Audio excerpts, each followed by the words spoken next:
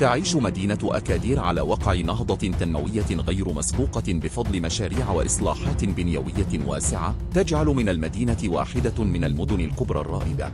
عاصمة سوس تتقدم وتزدهر شيئا فشيئا، وخصوصا بعد انطلاق برنامج التنمية الحضرية لأكادير من 2020 إلى 2024، والذي أعطى انطلاقته صاحب الجلالة خلال زيارته لمدينة أكادير سنة 2020. وأغلب مشاريع أكادير الكبرى كانت انطلاقتها مع هذا البرنامج، ومن بينها المستشفى الجامعي الجديد الذي سيدشن قريبا، والمسرح الكبير، والطريق السيار الحضري، والعديد من المشاريع الأخرى. في هذا الفيديو سنتعرف على عدد من المشاريع الكبيرة التي ستنتهي إشغالها قريبا ليتم تدشينها، والتي ستعود بالفائدة الكبيرة على سكان وزوار المدينة. لتتعرف على هذه المشاريع تابع الفيديو حتى النهاية، ولا تنسى دعمنا بلايك واترك لنا تعليقك واشترك في القناة ليصلك كل جديد منا. مشروع الطريق السريع الحضري بأكادير. بلغت نسبة تقدم أشغال الطريق السريع الحضري بمدينة أكادير مراحل جد متقدمة، ويرتقب أن تنتهي متم أبريل هذه السنة بتكلفة إجمالية تبلغ 17 مليار و700 مليون سنتيم، تحت إشراف شركة التنمية المحلية أكادير سوس مسا، والتي استعانت بأبناء المنطقة لإنجاز هذا المشروع ومشاريع أخرى. ويهدف هذا المشروع الذي يدخل في إطار برنامج التهيئة الحضرية لأكادير من 2020 إلى 2024 إلى الرفع من مستوى البنية التحتية الطرقية لمدينة أكادير، والمساهمة في تحسين المنظر الحضاري لعاصمة سوس، وتجويد وضمان انسيابية النقل والتنقل داخل المجال الحضري للمدينة. المشروع يتضمن عدة مقاطع من مارينا أغادير إلى غاية مدارة مطار المسيرة، ويتم تنفيذه على مسافة 6 كيلومترات من مدارة شارع الجيش الملكي إلى مدارة محور شرق غرب. الأشغال تتضمن توسعة وتقوية قارعة الطريق، وإعادة تأهيل شبكة صرف مياه الأمطار، وتهيئة الجنبات، وخلق مساحات خضراء وتهيئة أخرى التي تتوسط الطريق، فضلا عن تجديد الإنارة العمومية، وخلق مسارات للدراجات الهوائية، وتجويد ممرات الراجلين ومحطات وقوف حافلات النقل الحضري. مشروع أكادير سيتي سنتر. يحقق مشروع أكادير سيتي سنتر تقدما ملحوظا في مراحل بنائه المختلفة، ليصبح من المشاريع التنموية البارزة التي تهدف إلى إعادة تعريف المشهد الحضري لمدينة أكادير. ويندرج هذا المشروع ضمن رؤية تنموية شاملة تهدف إلى إنشاء بنية تحتية حديثة تلبي احتياجات سكان المدينة والزوار، مع دعم النشاط الاقتصادي المحلي وجذب المزيد من الاستثمارات. يشمل المشروع مجموعة متنوعة من المرافق الحيوية، مثل مركز للمعارض، وقصر للمؤتمرات، ومركز تجاري عصري، ومركز أعمال متقدم يضم مباني مخصصة للمكاتب بهدف جذب الشركات ورواد الأعمال. كما يتضمن المشروع فندقا فاخرا بمواصفات عالمية يضم 120 غرفة، بالإضافة إلى وحدات سكنية فاخرة تشمل شققا وفيلات. ومن بين المرافق المميزة في المشروع سينما ميكاراما، التي توفر تجربة ثقافية وترفيهية فريدة لسكان المدينة وزوارها. ملجأ الكلاب والقطط الضالة. بلغت نسبة تقدم أشغال تشييد ملجأ القطط والكلاب الضالة مراحل جد متقدمة على مساحة 3941 متر مربع، ويرتقب أن تنتهي بعد حوالي 3 أشهر من الآن، بطاقة استيعابية تصل إلى حوالي 1000 كلب و200 قطة، بتكلفة إجمالية مقدرة ب26 مليون درهم، موزعة على عدد من المساهمين، على رأسهم وزارة الداخلية.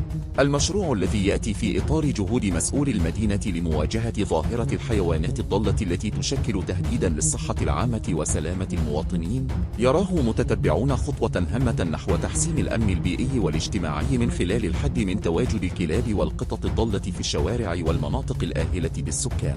الملجأ يشيد بمساهمة من مختلف الجماعات المجاورة، وكذا مجلس جهة سوس، وسيكون إطارا لتنظيم وتدبير عملية التلقيح والحد من تكاثر هذه الحيوانات.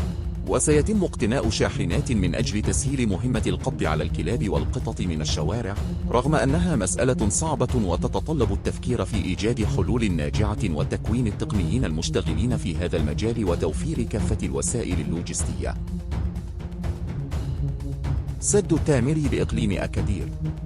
من المرتقب أن يتعزز الحوض المائي لسوس مسة بمنشأة مائية جديدة بحلول سنة 2026، حيث يجري العمل حاليا على بناء سد تامري على بعد 62 كيلومترا شمال مدينة أكادير بسعة تخزينية تصل إلى 204 مليون متر مكعب. وقد تجاوزت نسبة إنجاز هذا الورش المائي الكبير أزيد من 45%، وتبلغ التكلفة الإجمالية للمشروع حوالي 2 مليار و200 مليون درهم. يدخل هذا المشروع ضمن الاستراتيجية الوطنية لبناء 5 سدود كبرى بجهة سوس مسة بهدف ضمان الأمن المائي ومواجهة الجفاف وآثار التغيرات المناخية. كما يهدف المشروع إلى خلق حوالي 600 ألف يوم عمل خلال فترة الأشغال، بالإضافة إلى تزويد الدواوير المجاورة بالماء الصالح للشرب وتنمية السقي الصغير والمتوسط بسافلة السد، فضلا عن المساهمة في تطوير السياحة البيئية. مشروع المستشفى الجامعي سوس مسة. بعد أزيد من 6 سنوات من انطلاق أشغال بنائه، يقترب المستشفى الجامعي سوس مسة بأكادير من الدخول حيز الخدمة، حيث يتوقع أن يتم تدشين هذا الصرح الطبي الواعد بأكادير قريبا بعدما تمت نهاية الأشغال به وتجهيزه. وهو مشروع ضخم يعول عليه كثيرا لتعزيز العرض الصحي بجهة سوس مسة. يأتي ذلك بعدما أعلن المركز الاستشفائي الجامعي سوس مسة عن مباريات لتوظيف 361 منصبا. ويعد المركز الاستشفائي بأكادير من الجيل الثالث، إذ خصصت له اعتمادات مالية تقدر ب 2.33 مليار درهم، وتبلغ مساحته 30 هكتارا، ويحتوي على طابق سفلي وطابق أرضي و3 طوابق علوية. ومن المرتقب أن تصل سعته إلى 864 سريرا مع موقف سيارات يضم 1000 مكان. وتم تجهيزه بصيدلية عصرية مجهزة بأنظمة آلية وبروبوت خاص بتوزيع الأدوية، وآلات حديثة خاصة بجميع أنواع تصفية الدم، وجميع المعدات الخاصة بأقسام الإنعاش للكبار والصغار والخدج، فضلا عن غرفة الأكسجين ذات الضغط العالي. ويشتمل هذا الصرح الطبي الواعد بأكادير على مستشفى نهاري يضم مستشفى نهار الجراحي والطبي، ومصلحة التنظير الداخلي وتصوير الأوعية، ومصلحة معالجة القصور الكلوي. كما يتوفر المركز على قطب كامل للاستشفاء يشمل جميع التخصصات الطبية والجراحية. مشروع طريق السير أكادير تيزنت. انطلقت منذ مدة الدراسات التمهيدية لمشروع تمديد الطريق السيار مراكش أكادير ليصل إلى بداية الطريق السريع تيزنت الدخلة على مشارف مدينة تيزنت من جهة الشمال، وذلك بهدف تحقيق انسيابية أكبر في حركة السير، وتقليص مدة السفر والتنقل، وتسهيل الوصول إلى المدن الجنوبية من جميع أنحاء البلاد. وكشفت الدراسات التمهيدية الأولية أن هذا الطريق الذي سيتم إنشاؤه بين أكادير وتيزنت سيمتد على طول 77 كيلومترا بتكلفة تقدر ب6 ملايير درهم. ومن المقرر أن تلي هذه المرحلة دراسات تقنية معمقة، ثم مرحلة توفير التمويلات المالية لإطلاق الصفقات وتنزيل المشروع على أرض الواقع. وتكمن أهمية هذا المشروع المهيكل في كونه سيساهم في تحسين البنية التحتية الطرقية بالجهة، مما سيؤدي إلى تسهيل حركة النقل والتخفيف من الصعوبات التي تواجه مستعملي الطرق الرئيسية، خاصة فيما يتعلق بالتنقل بين أكادير وتيزنت وصولا إلى الدخلة. مشروع المسرح الكبير بأكادير. تتواصل أشغال بناء المسرح الكبير بمدينة أكادير بوتيرة متسارعة بهدف الانتهاء منه نهاية هذه السنة. ويندرج المشروع الذي تبلغ كلفته الإجمالية 365 مليون درهم ضمن برنامج التنمية الحضرية لأكادير من 2020 إلى 2024. وسيضم المسرح قاعة عرض بطاقة استيعابية تتجاوز 1000 مقعد، بالإضافة إلى مرافق متنوعة تشمل مكاتب إدارية وقاعة للتدريب ومرافق تقنية وغرفا مخصصة للفنانين ومقهى ومطعم وغيرها. ويتميز المشروع بموقعه الاستراتيجي في قلب المنطقة السياحية لأغادير بالقرب من منتزه الانبعاث الذي تم تجديده.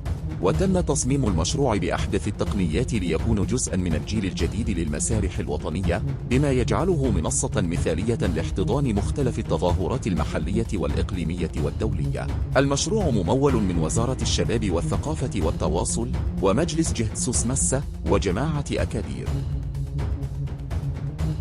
مشروع تطوير ملعب ضرب أكادير. يشهد ملعب وودرار بمدينة أكادير تحولات جذرية على مستوى بنيته الخارجية، وذلك بعد إغلاقه منذ حوالي 3 شهور، حيث بدأت تظهر ملامح التعديلات الجديدة التي ستضفي عليه رونقا وجمالية إضافية. وتأتي هذه التعديلات في إطار الاستعدادات المتواصلة لاستضافة الأحداث الرياضية الكبرى. المرحلة الأولى من الأشغال التي ستنتهي قبل كأس إفريقيا 2025 تشمل تهيئة المحيط الخارجي للملعب، والرفع من الطاقة الاستيعابية للمرائب من 2500 إلى 4100 سيارة. كما سيتم تأهيل الملاعب الأربعة الملحقة بالإضافة إلى المدرجات، وبناء مستودعات الملابس، وإنشاء مكان مخصص للنقل التلفزي وتثبيت الكاميرات. إضافة إلى ذلك، سيتم تقوية السياج الخارجي للملعب وتأهيل مستودعات الملابس الرئيسية، وسيتم أيضا إعادة تعشيب الملعب الرئيسي والملاعب الملحقة وفق المعايير الدولية. المرحلة الثانية من الإصلاحات ستنطلق بعد نهائيات كأس إفريقيا للأمم، وستشمل إزالة الحلبة المطاطية والرفع من الطاقة الاستيعابية للملعب وتغطية الملعب بالكامل، إضافة إلى توسيع منصة الصحافة والمنصة الرئيسية ومنصة كبار الشخصيات. أكادير تنطلق بمشاريع عملاقة نحو مستقبل مشرق وستحقق نقلة نوعية في كافة المجالات. إذا أعجبك الفيديو لا تنسى دعمنا بلايك وشاركنا رأيك حول هذه المشاريع في التعليقات. وإذا كنت تريد أن تتابع المزيد من الفيديوهات حول مشاريع المغرب والمغاربة، اشترك في القناة وفعل الجرس ليوصلك كل جديد منا. ويمكنك الدخول للقناة ومتابعة العديد من الفيديوهات عن مشاريع المغرب. شكرا لك على المشاهدة، وإلى اللقاء في الفيديو القادم.